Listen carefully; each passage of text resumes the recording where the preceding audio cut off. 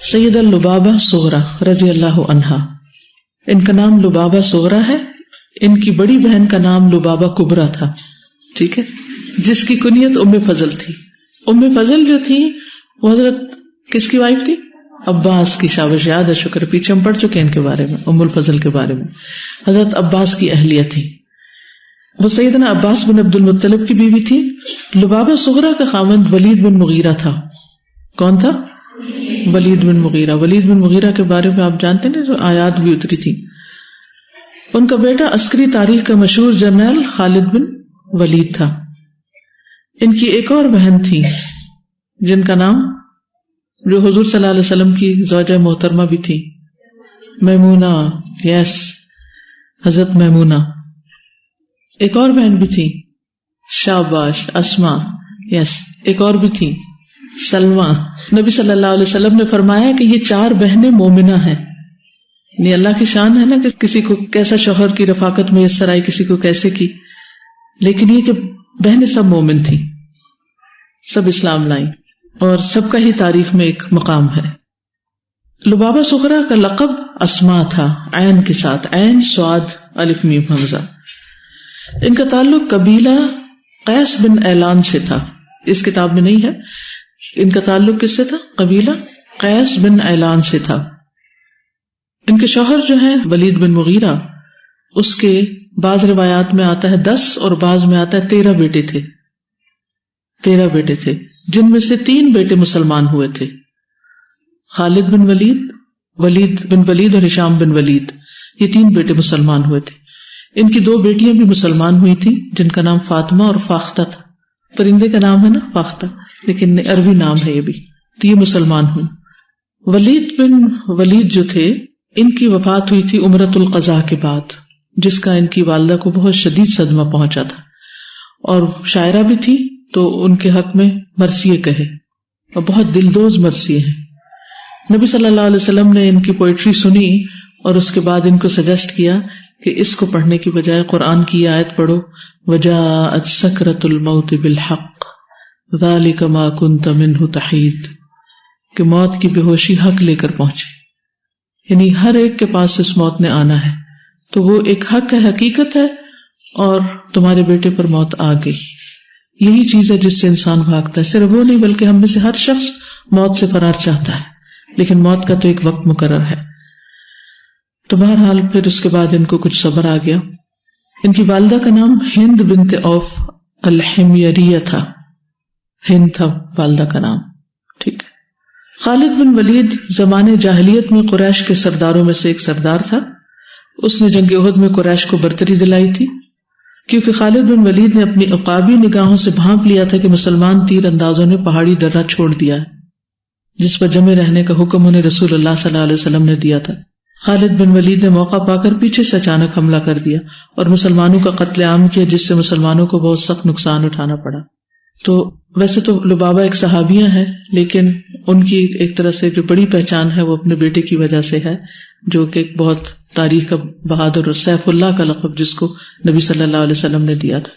ہند بنت عتبہ اور مشرکین کی جو خواتین جنگ میں شریک ہوئی تھی، انہوں نے شہداء کی لاشوں کا مسئلہ کرنا شروع کر دیا.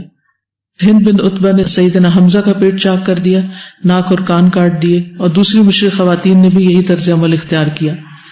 یہ نقصان مسلمانوں کو اس بنا پر اٹھانا پڑا کہ انہوں نے رسول اللہ صلی اللہ علیہ وسلم کی حکم عدولی کی تھی. اللہ نے پھر اپنا فیصلہ مسلط کر دیا. حقیقت یہ ہے کہ من یطع اللہ ورسولہ فقد فاز فوزا عظیما، جو اللہ اور اس کے رسول کی اطاعت کرتا ہے وہ عظیم الشان کامیابی پاتا ہے.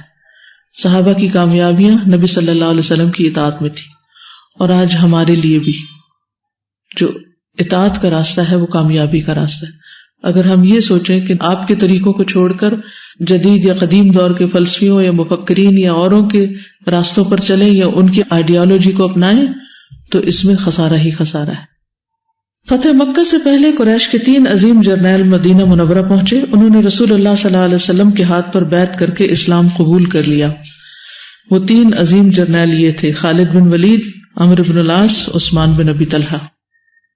جب وہ رسول اللہ صلی اللہ علیہ وسلم کی طرف آ رہے تھے تو آپ نے اپنے صحابہ سے فرمایا رمتکم مکۃ بافلاذ اکبادھا، یہ الباد نہیں ہے اکباد ہے، بافلاذ اکبادھا، مکہ نے تمہاری طرف اپنے 3 جگر گوشے پھینک دیے ہیں، یعنی 3 بڑے بڑے ذہین ترین لوگ ہیں اور جرنیل ہیں ایک طرح سے، وہ مسلمان ہونے آ رہے ہیں۔ جب وہ رسول اللہ صلی اللہ علیہ وسلم کی خدمت میں حاضر ہوئے تو سب سے پہلے خالد بن ولید نے سلام عرض کیا، پھر کہا اشہد ان لا الہ الا اللہ وانک رسول اللہ، میں گواہی دیتا ہوں کہ اللہ کے سوا کوئی معبود حقیقی نہیں اور آپ اللہ کے رسول ہیں۔ رسول اللہ صلی اللہ علیہ وسلم نے فرمایا تمام تعریفیں اللہ ہی کے لیے ہیں جس نے تجھے ہدایت کی، میری رائے میں آپ عقل مند تھے، مجھے امید تھی کہ تیری دانش تجھے بہتری کی طرف لے جائے گی۔ یعنی اس موقع پر آپ صلی اللہ علیہ وسلم نے یہ نہیں کہا اچھا تم اپنا پاسٹ دیکھتے ہو تم کیا کر چکے ہو اور جنگ احد تو ہمیں بھولی نہیں، ٹھیک ہے ہونا چاہتے ہو مسلمان تو ہو جاؤ، لیکن نہیں، آپ نے ان کی اچھی کوالٹیز کو سامنے رکھ کر ان کو اپریشیٹ کیا۔ کوئی شخص بھی کتنے بڑے گناہ کا مرتکب ہو چکا ہو، کچھ بھی کر چکا ہو، لیکن اگر وہ دین کی طرف آتا ہے تو ہمارا رویہ کیا ہونا چاہیے؟ وہی یہ سنت کو فالو کرنا، اسی میں کامیابی ہے۔ اور صرف یہ ایک موقع نہیں بلکہ اور مواقع پر بھی ہم دیکھتے ہیں، جیسے ایک موقع پر حضرت عبداللہ بن عباس نے کسی کو گاتے ہوئے سنا تو آپ نے کہا کتنی اچھی آواز ہے، کاش اس آواز سے یہ قرآن پڑھتے تو وہ سب کچھ چھوڑ کر قرآن کے بہت بڑے عالم بن گئے۔ اگر ہم کسی کو گاتے ہوئے سنیں تو ہم کیا کہیں گے؟ توبہ توبہ۔ اور پھر وہ تو اس کو چھوڑ کے وہیں اس سے کوئی سروکار نہیں، آپس میں غیبت کر کے اور تبصرے کر کے پھر ہم سمجھیں گے ہماری دعویٰ ہوگی، اس غیبت کو ہم دعویٰ سمجھتے ہیں۔ تو اس پر تبصرہ کرنے کی بجائے کیا کرنا چاہیے؟ کوئی شخص کچھ بھی کر رہا ہو، یہ بچے ہوں یا بڑے ہوں یا ایون بڑی عمر کے لوگ ہوں، تو ان کو دین کی طرف لانے کے لیے ان کی جو منفی باتیں ہیں یعنی نیگیٹو پوائنٹس ہیں ان کو اگنور کر کے ان کو پازیٹو سٹروکس دیں، ان کی کوالٹیز کو اور ان کے جو پلس پوائنٹ ہیں ان کو دیکھیں، تو بہت جلد آپ دل جیت لیں گے۔ لیکن عموماً شیطان ہمیں کیا سجھاتا ہے؟ دوسروں کی غلطیاں اور کمزوریاں اور یا پھر اپنی کمزوریاں، کہ ہم کسی سے بات نہیں کر سکتے یا ہم کسی کو بتا نہیں سکتے۔ خالد بن ولید نے عرض کیا اللہ کے رسول میں نے حق کے خلاف بہت زیادتیاں کی، آپ اللہ تعالیٰ سے دعا کریں کہ وہ مجھے معاف کر دے۔ نبی کریم صلی اللہ علیہ وسلم نے فرمایا ان الاسلام یجب ما قبلہ، اسلام پہلے کے گناہوں کو مٹا دیتا ہے۔ خالد بن ولید نے عرض کیا اے اللہ کے رسول اس کے باوجود آپ میرے لیے دعا کریں، تو آپ نے یہ دعا کی اللہم اغفر لخالد بن الولید کل ما اودع فیہ من صد عن سبیلک، الہی خالد بن ولید کے ہر اس جرم کو بخش دے جس کا اس نے لوگوں کو اسلام کی راہ سے روکنے کے لیے ارتکاب کیا۔ یہ دعا کو سن کر سیدنا خالد بن ولید کو دلی خوشی اور راحت محسوس ہوئی۔ سیدنا خالد بن ولید رسول اللہ صلی اللہ علیہ وسلم کے ساتھ فتح مکہ میں شریک ہوئے۔ پھر رسول اللہ صلی اللہ علیہ وسلم نے خالد بن ولید کو عزا بت گرانے کے لیے بھیجا، یعنی ابھی حدیث الاسلام تھے، نئے مسلمان ہوئے تھے، لیکن ساتھ ہی ڈیوٹی دے دی۔ کتنا بڑا اعتماد ہے۔ تو بہترین ٹیم ورک اس وقت ڈیولپ ہو سکتا ہے جب ہم اپنے ساتھیوں پر اعتماد کریں اور ان کی کمزوریوں اور ان کی غلطیوں کو جانتے ہوئے بھی پھر ان کی حوصلہ افزائی کریں اور ان کو آگے بڑھنے کے لیے کہیں۔ یہی کامیابی کی راہ ہے، یہی سنت ہے۔ یعنی جب ایک بندے کی صلاحیت کا پتہ چل جائے تو اس ڈر سے اس کو کام نہ دینا کہ یہ کہیں مجھ سے آگے نہ نکل جائے، تو یہ ایک بہت بڑی خیانت ہوگی۔ جس شخص میں جو خوبی پائیں، جو جس کی اسٹرینتھ ہو اس کے ساتھ بھی بھلا، اور جواباً آپ کے ساتھ بھی بھلا ہوگا۔ آپ کا کیا بھلا ہوگا اگر آپ کسی کی اسٹرینتھ دے کر اس کو کوئی اچھا کام دیتے ہیں، اسے اچھے کام میں لگاتے ہیں، آپ کو کیا فائدہ ہوگا اس سے؟ جب وہ کام کرے گا تو صدقہ جاریہ کس کے لیے بنے گا؟ آپ ہی کے لیے بنے گا، آپ کو فائدہ پہنچے گا۔ اس لیے بہت ضروری ہے کہ لوگوں کی صلاحیتوں کو پہچانا جائے اور پہچان کر انہیں انکریج کیا جائے اور انہیں اس کے مطابق کام دیا جائے، ان کو اپریشیٹ کیا جائے۔ اس کے بعد سیدنا خالد بن ولید کسی جنگ سے غیر حاضر نہیں رہے، جب تک زندہ رہے جہاد کرتے رہے۔ جب غزوہ حنین میں سیدنا خالد بن ولید زخمی ہو گئے تو رسول اللہ صلی اللہ علیہ وسلم نے ان کی تیمارداری کی، ان کے زخم پر دم کیا جس سے ان کو شفا مل گئی۔ سیدنا ابوبکر صدیق نے اپنے دور خلافت میں سیدنا خالد بن ولید کو مرتدوں کی سرکوبی کے لیے بھیجا۔ پھر خالد بن ولید کے لشکر کا ٹاکرا مسلمہ کذاب کے لشکر کے ساتھ ہوا اور جنگ یمامہ میں مسلمہ کذاب کے لشکر کو شکست پاش دی۔ اس مارکے میں مسلمہ کذاب مارا گیا۔ سیدنا خالد بن ولید کی عسکری زندگی میں سب سے اہم ترین مارکہ سرزمین شام میں رومی فوج کے خلاف نبرد آزمائی میں پیش آیا، جگہ موتا میں۔ جب سیدنا خالد بن ولید کی وفات کا وقت قریب آیا تو فرمانے لگے کہ میں نے زندگی میں سینکڑوں مارکوں میں حصہ لیا، میرے جسم کا کوئی حصہ ایسا نہیں جس پر تیر، تلوار یا نیزے کا نشان نہ لگا ہو، لیکن میں اب بستر پر اونٹ کی طرح موت کی نظر ہو رہا ہوں، بزدلوں کی آنکھوں میں نیند نہیں آتی، میرے اعمال کے پلڑے میں سب سے بھاری عمل لا الہ الا اللہ ہی ہے، اور میں اسی ڈھال کی پناہ میں ہوں، اللہ خیر کرے۔ یعنی انہوں نے اپنی کتنی بہادری کے جوہر دکھائے تھے اور کیسے کیسے بڑے اسلام کے دشمنوں کو ختم کیا تھا، لیکن خود کو کوئی کریڈٹ نہیں دیتے اور اپنی نجات کے لیے کس چیز کو بڑا سمجھتے ہیں؟ لا الہ الا اللہ۔ کیونکہ اگر یہ لا الہ الا اللہ نہ ہوتا تو ان کی بڑی بڑی نیکیاں ان کو فائدہ نہ دیتی۔ یہ کلمہ چھوٹا نہیں ہے، اور خاص طور پر موت کے وقت نصیب ہو جائے تو پھر تو بات ہی کیا ہے۔ سیدہ لبابہ صغرا کے بہادر بیٹے کی وفات کا دن، جب ام المومنین سیدنا عمر بن خطاب نے حج کا ارادہ کیا تو خالد بن ولید بھی ان کے ساتھ حج کے لیے روانہ ہوئے، لیکن راستے میں بیمار ہو گئے۔ خالد بن ولید نے کہا کہ مجھے واپس گھر لے چلو، تو ان کی والدہ سیدہ اسماء لبابہ صغرا انہیں لے کر واپس مدینہ منورہ آ گئی۔ جب سیدنا عمر حج کر کے واپس لوٹے تو سیدنا خالد بن ولید کے گھر آئے، وہ زندگی کی بازی ہار چکے تھے۔ سیدنا عمر نے انا للہ و انا الیہ راجعون کہا۔ سیدنا عمر سے پوچھا گیا آپ نے کیا عورتوں کو میت پر رونے سے روک نہیں رکھا؟ سیدنا عمر نے فرمایا قریش کی خواتین ابو سلمان پر اس صورت میں رو سکتی ہیں جبکہ نہ اپنے سروں پر مٹی ڈالیں نہ وہ بین کریں، یعنی آنسو بہا سکتے ہیں کسی کی وفات پر لیکن بین نہیں، اور بال نوچنا یا گریبان پھاڑنا نہیں۔ سیدنا عمر مکہ معظمہ میں تھے، انہوں نے عورت کو شعر کہتے ہوئے سنا جبکہ اس نے احرام باندھ رکھا تھا۔ وہ شعر پڑھ رہی تھی، انت خیر من الف الف من القوم اذا ما كنت في وجوه الرجال، تو قوم میں لاکھوں سے بہتر ہے جبکہ تیرا موازنہ مردوں سے کیا جائے۔ عمر نے داد دیتے ہوئے کہا اللہ کی قسم تو نے سچ کہا، وہ بالکل ایسا ہی تھا، یعنی خالد بن ولید۔ اس نے یہ شعر کہے، اشجاع فانت اشجع من لیث مرۃ بن جہم ابی الاشبال، اجواد فانت اجود من سبیلی آتی یستعل بین الجبال۔ کیسا بہادر تو ابو الاشبال مرہ بن جہم شیر سے بھی بڑھ کر بہادر ہے، کیسا سخی تو پہاڑوں میں بہنے والے سیلاب کے تیز ریلے سے بھی بڑھ کر سخی ہے۔ سیدنا عمر نے کہا یہ کون ہے؟ آپ کو بتایا گیا یہ خالد بن ولید کی والدہ ہے۔ انہوں نے اپنے بیٹے ولید بن ولید کے لیے بھی مرثیہ کہا تھا نا۔ سیدنا عمر نے کہا واہ سبحان اللہ یہ خالد کی والدہ ہے، واہ سبحان اللہ یہ خالد کی والدہ ہے، شہ سواروں کے شہ سوار، بہادروں کے سرخیل، جسے دیکھنے کے لیے زمانے بھر کے لوگوں کی آنکھیں ترستی ہیں، وہ آج دنیا سے اٹھ گیا ہے۔ اللہ تعالیٰ سیدنا خالد بن ولید پر رحمت کی برکھا برسائے اور ان کی والدہ پر اپنی رحمت کا سایہ دراز کرے اور ان دونوں کو جزائے خیر عطا کرے۔ جی خالد بن ولید کی تعریف میں شعر کہے گئے ہیں تو آگے سے جو ہے وہ انہوں نے ایکسیپٹ کیا اور مزید تعریف کی، یعنی کہ ہمارے سامنے کسی کی تعریف ہو تو ہم کہتے ہیں ہاں ٹھیک ہے اتنی بھی نہیں اچھی، بس تو کھلے دل سے تعریف کرنی چاہیے اگر کوئی۔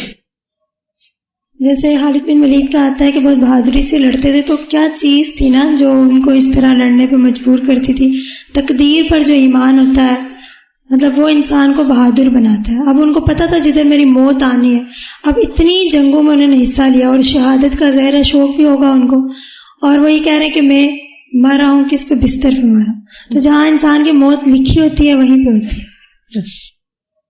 سازن خواتین کے بارے میں پڑھ کے ہمیشہ مجھے یعنی جو بہادری والی کیفیت ہے نا کہ کتنی بہادر خواتین تھی، اپنی ہی یعنی زندگی میں 2 بیٹوں کی وفات، ہو سکتا ہے اور کی بھی بہرحال اس سے جو ذکر ہوا ہے ولید بن ولید بھی فوت ہوئے اور خالد بن ولید بھی، لیکن اس کے باوجود اشعار کہہ رہی ہیں۔ ہمارے ہاں تو خواتین کا اگر کوئی اس طرح ہو جائے تو بعض دفعہ تو اپنے ہوش و حواس میں نہیں رہتی، یا یہ کہ بہت سارے جو کام وہ پہلے اچھے کر رہی ہوتی ہیں ہم سے چلی جاتی ہیں، اور پھر ظاہری بات ہے خود بہادر تھی تو بیٹے اتنے بہادر تھے۔ ہمارے یہاں کی جو یعنی مائیں ہیں وہ خود اس طرح کی یعنی ایک کردار ان کا اس طرح مضبوط نہیں ہوتا، جبھی بچے بھی اس طرح کے نہیں ہوتے، پھر بھاگنے نہیں دیتی کہ گر جاؤ گے، اچھلنے نہیں دیتی کہ چوٹ لگ جائے گی، باہر نہیں نکلنے دیتی کہ سردی لگ جائے گی، تو لگتا ہے کہ اماں کو چوٹ لگی ہے شاید۔ بالکل چوٹ لگ جائے تو بچے سے زیادہ اماں کا حال خراب ہوتا ہے۔ اوور پروٹیکٹیو ہیں ہم، وہ بچوں کی جو آزادی ہے ان کی اسپیس ہے وہ ان کو نہیں دیتے۔ چند باتیں اس خاندان سے متعلق، کچھ اور روایات ہیں، احادیث ہیں، وہ ذکر کروں گی۔ حضرت خالد بن ولید کی خالہ اور لبابہ کی بہن حضرت میمونہ جو ہیں ان کا طرز عمل ابن عباس کہتے ہیں میں اور خالد بن ولید اپنی خالہ میمونہ کے پاس گئے. انہوں نے کہا اللہ کے رسول جنگل میں مقیم میرے بھائی نے مجھے جو ہدیہ پیش کیا ہے میں وہ آپ کو کھلاؤں؟ پھر انہوں نے کھجوروں کے گچھے پر 2 بھنے ہوئے دب پیش کیے. دب ایک جانور ہوتے گو جس کو کہتے ہیں.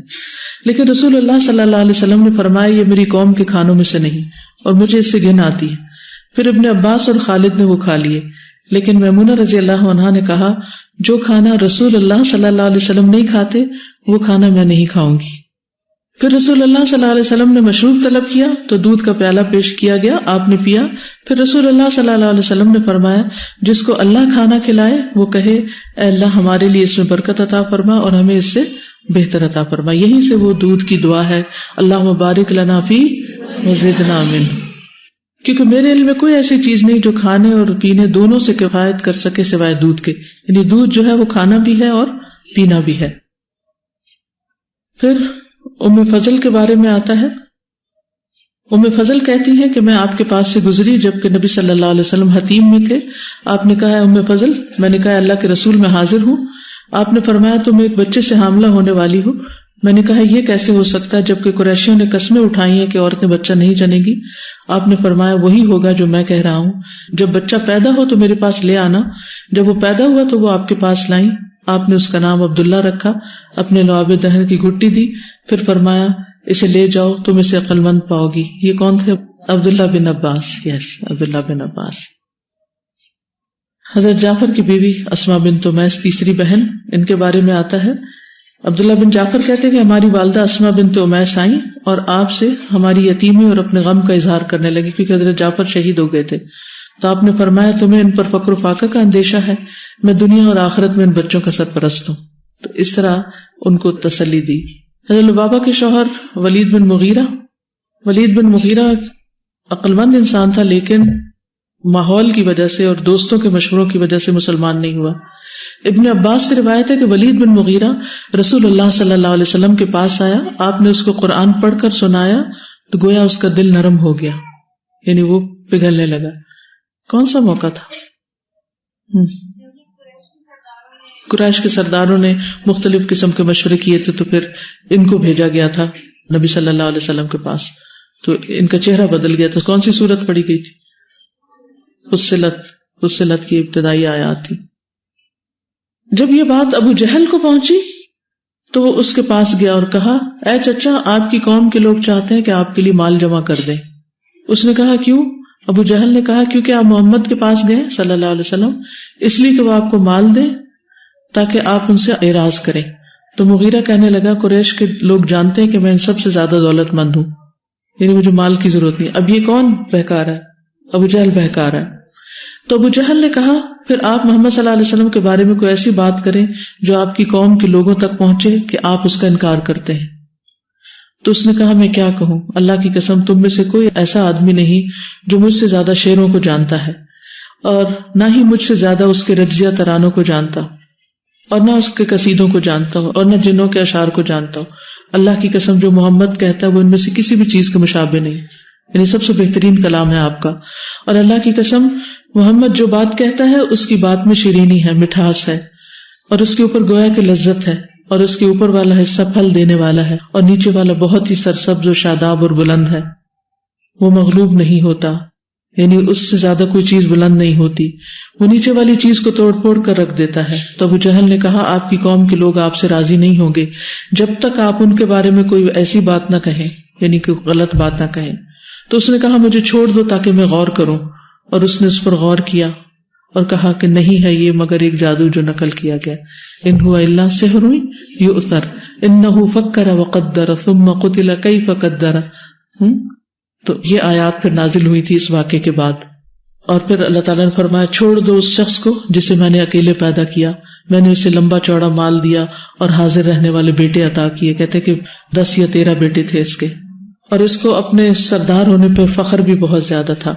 نبی صلی اللہ علیہ وسلم کو اس کے اسلام لانے کی تما تھی. اور جو ابن ام مکتوم کا واقعہ آتا ہے نا کہ آپ نے ان سے بے رخی برتی تھی, اس وقت بھی آپ ولید بن مغیرہ سے ہی بات کر رہے تھے. تو اللہ سبحانہ وتعالیٰ نے پھر وہ آیات نازل کی عبس وتولی ان جاءہ الاعمی. لیکن بیٹا خالد بن ولید جو تھا وہ اللہ کے فضل سے مسلمان ہو گیا اور آپ نے ان کو اللہ کی تلواروں میں سے ایک تلوار کہا. کیا لقب تھے؟ سیف اللہ. ابو ہریرہ کہتے ہیں ہم نے رسول اللہ صلی اللہ علیہ وسلم کے ساتھ ایک منزل پر پڑاؤ کیا. یہ لوگ آپ کے سامنے سے گزرنے لگے تو رسول اللہ صلی اللہ علیہ وسلم فرمانے لگے اے ابو ہریرہ یہ کون ہے؟ تو میں کہتا فلاں ہے. آپ فرماتے کیا ہی اچھا بندہ ہے اللہ کا. پھر آپ فرماتے یہ کون ہے؟ میں کہتا فلاں ہے. تو آپ فرماتے کیا ہی برا بندہ ہے یہ اللہ کا. یہاں تک کہ خالد بن ولید گزرے تو آپ نے فرمایا یہ کون ہے؟ میں نے کہا یہ خالد بن ولید. آپ نے فرمایا خالد بن ولید کیا ہی اچھا بندہ ہے اللہ کا، اور وہ اللہ کی تلواروں میں سے ایک تلوار ہے. تو اس وقت ان کو یہ لقب دیا گیا. اور آپ نے ایک جگہ یہ بھی فرمایا کہ اللہ نے اسے کفار اور منافقین پر مسلط کر رکھا ہے.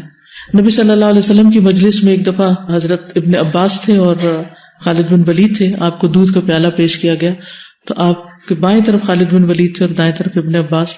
تو آپ نے ابن عباس سے پوچھا کہ کیا ممکن ہے کہ میں پہلے خالد بن ولید کو دے دوں؟ تو انہوں نے کہا کہ حق ان کا بنتا تھا دائیں طرف والے کا. تو انہوں نے کہا کہ میں آپ کی طرف سے آنے والی چیز پر کسی اور کو ترجیح نہیں دوں گا. تو بہرحال آپ نے پیا، ابن عباس نے پیا، اور پھر آپ نے خالد بن ولید کو دیا. پھر اسی طرح حالانکہ یہ بہت بہادر تھے لیکن نیند میں گھبرا جاتے تھے. جو بعض اوقات لوگ کہتے ہیں نا ہم بہت سی آیات بھی پڑھتے ہیں، آیت الکرسی بھی پڑھتے، سب کچھ پڑھ کے سوتے، پھر بھی ہمیں نائٹ میئرز نہیں چھوڑتے اور ہمیں ایسے ایسے خواب آتے ہیں کہ ہم ڈر جاتے ہیں. ضروری نہیں ہوتا کہ آپ ایک ویک پرسنالٹی ہیں اس لیے آپ کو خواب ایسے آتے ہوں. کسی کو بھی خوابوں میں کوئی پریشانی اور پرابلم ہو سکتی ہے. تو ایسے موقع پر نبی صلی اللہ علیہ وسلم کے سامنے جب انہوں نے یہ شکایت کی کہ میں جب خواب رات کو دیکھتا ہوں تو گھبرا کے اٹھ جاتا ہوں اور پھر تلوار اٹھا لیتا ہوں، جو چیز سامنے آتی ہے اس کو مار ڈالتا ہوں. تو آپ نے فرمایا میں تمہیں وہ کلمات نہ سکھاؤں جو روح الامین نے مجھے سکھائے ہیں؟ کہو میں اللہ کے تمام کلمات کے ذریعے پناہ لیتا ہوں. اعوذ بکلمات اللہ التامات التی لا یجاوزہن بر ولا فاجر من شر ما ينزل من السماء وما يعرج فيها ومن شر فتن اللیل والنہار ومن کل طارق الا طارقا یطرق بخیر یا رحمان. کیونکہ وقتاً فوقتاً لوگ ایسی پریشانی کا ذکر کرتے رہتے ہیں. اور غزوہ موتا میں ان کا کردار بہت اعلیٰ تھا. کہتے ہیں کہ غزوہ موتا میں مجھ سے 9 تلواریں ٹوٹی، 9 تلواریں انہوں نے توڑی تھی. اور کہتے ہیں کہ صرف یمن کا ایک بنا ہوا چوڑے پھل کا تیغہ باقی رہ گیا تھا، باقی سب کچھ ختم ہو گیا تھا. یہ وہ جنگ تھی نا جس میں آپ صلی اللہ علیہ وسلم نے 3 صحابہ کو یکے بعد دیگرے امیر بنا کر بھیجا تھا. آپ نے فرمایا زید بن حارثہ امیر ہیں، اگر وہ شہید ہو جائیں تو جعفر ہوں گے، اور جعفر شہید ہو جائیں تو عبداللہ بن رواحہ. اور پھر جب تینوں لیڈر شہید ہو گئے تو یہ خود بخود آگے بڑھے تھے.